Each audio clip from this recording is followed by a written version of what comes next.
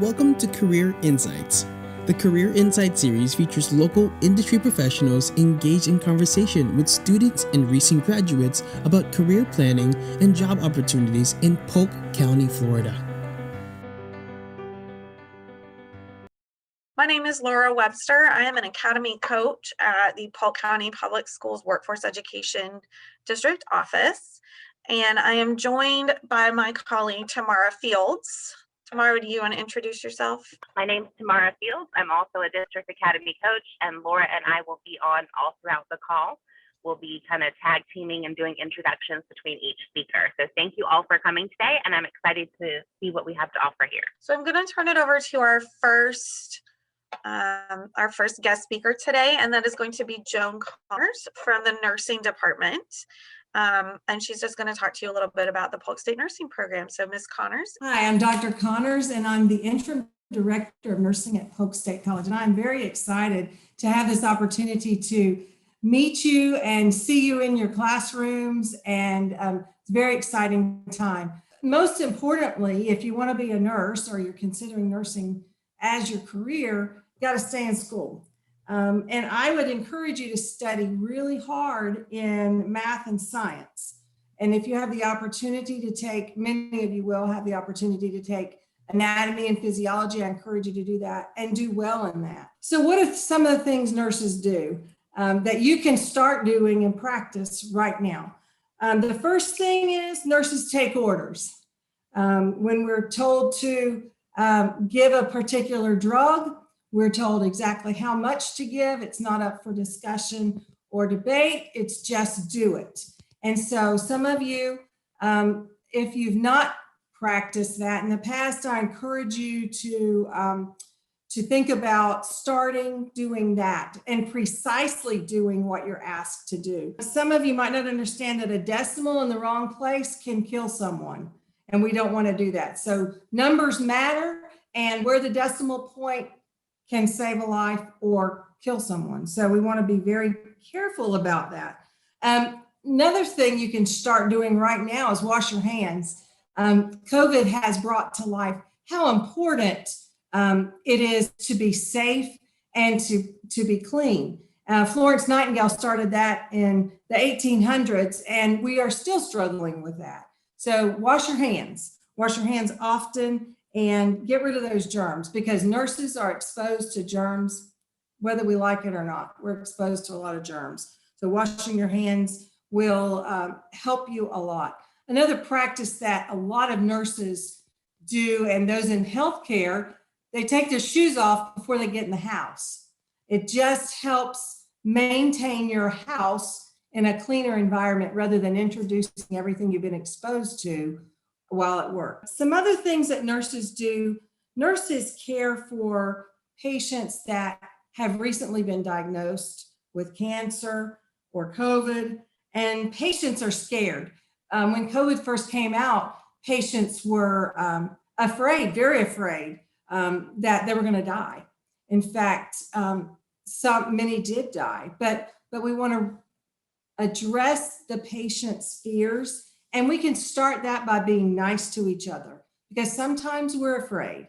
And when patients and people are afraid, many times they lash out. And so it's a good opportunity for you to begin to be kind to those that are lashing out. Follow the rules and recognize that fear is not many times directed at you. It's just a product of the situation. And so respond with kindness. Caring in nursing has two distinct meanings. One, care in nursing or in the healthcare field is providing a service, doing a task, giving a medication, or a procedure, or doing an assessment. So it's wrapped up in tasks. That's how we care for patients. Another distinct way that we care for patients is to be kind and to listen to our patients and to meet the patients where they are and really show that we are communicating with patients. Many times, and you might have heard this before, people don't care how much you care until they know that you care for them. And so we want to be able to care for our patients in whatever situation and setting that is. Another thing is care for yourself. I have students in my office right now that are struggling with situations and decisions that they made as juveniles. They were driving drunk. They have their license suspended. They are in courts. They have done some really silly things that as an adult they probably would not be making. The Board of Nursing and many of the boards, respiratory therapy, physical therapy, all have background checks. Don't think that because you're a juvenile, those things will be erased. So starting today, if you're going in healthcare, you need to keep a clean record. If you have indiscretions on your record right now, you need to have a time between the discretion and the time that you apply to a program. Because the first thing I'm going to do is send it to one of our facilities and say, is this person eligible for employment or eligible to attend clinicals in your facility based on their past record? And so that is a process that I have to go through with students who have issues. So I'm encouraging you now to keep your record clean if you've got a clean record, and do what you know you should be doing now, and to maintain that clean record. And if you have some indiscretions on your record, it is what it is, but you need to have some time between your indiscretion and the time that you apply for the program. And that is what I have to say. Hey, everybody, this is Beth Luckett. I'm the program director for the radiography program here at Polk State. And real quick, I just want to let you know our program is a 2-year AS degree program. You're going to hear that a lot when you hear our programs at Polk State, which is wonderful. What you will need to do is you will definitely need to work on making sure you do get good grades. You're going to hear that as well. Make sure that your anatomy and physiology courses, you really learn those. When you come here to the college, a lot of our programs, especially mine, you have to take English, college algebra, A&P 1 and 2, and medical terminology before you can apply to the program. And we accept 20 students once a year, so it's pretty competitive. And then once you're in the program, it's a 2-year program. And you get to go to the hospitals, you get to do clinicals and take classes, and you'll be in the labs. And in just a second, I'm actually going to walk you into our labs where some of our students are working. So just like Dr. Connors said, and it's a true thing with all of health sciences, it's important to work hard, to know that you're on a team, that you have to be ready to work hard and work with each other and work for the care of the patient, because it's always about the patient. So we are walking in, and these folks do not even know we're coming in. So first we're going to say hey to Miss Self. This is an instructor in the lab that is actually putting our students through the paces, students that are hiding. Hi. We're in the dark. These are brand new students. Here's the X-ray lab. Nobody's in there right now, but this is if you're in our program, you would be coming into the lab and working on the machines, showing us that you can position a patient every which way that you're supposed to do. So all of our programs here are difficult. They're just different.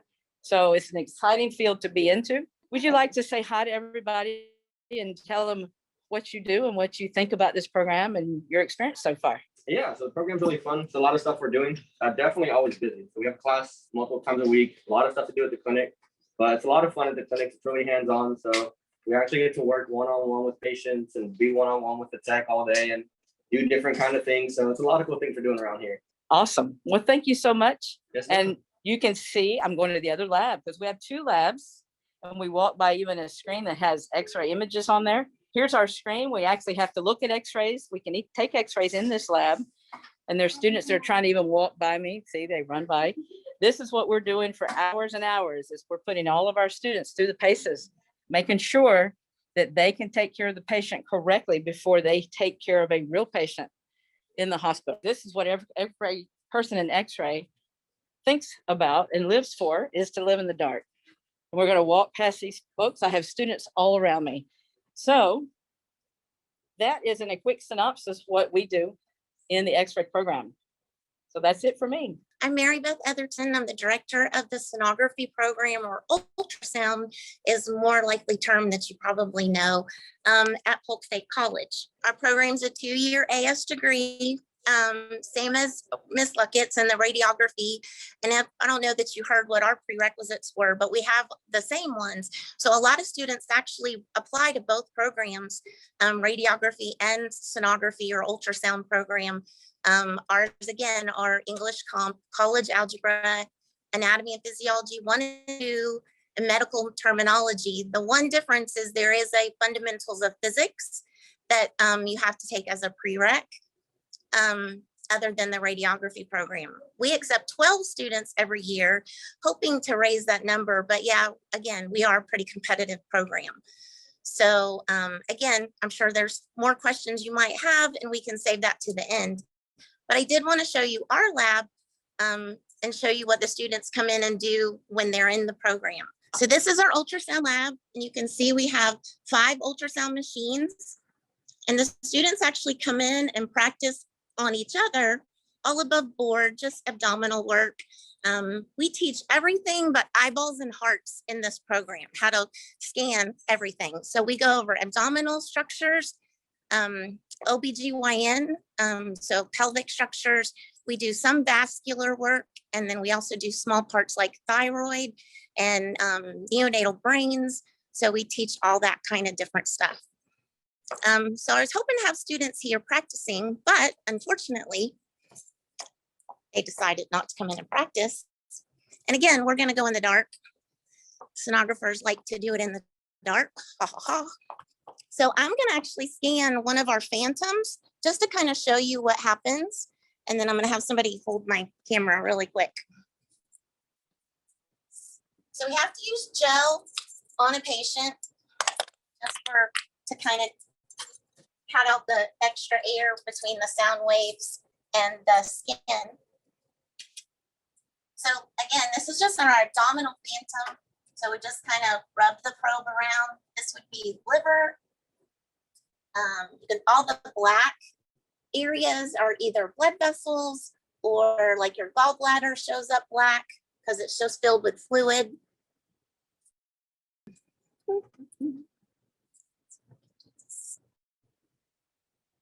This would be a kidney right here.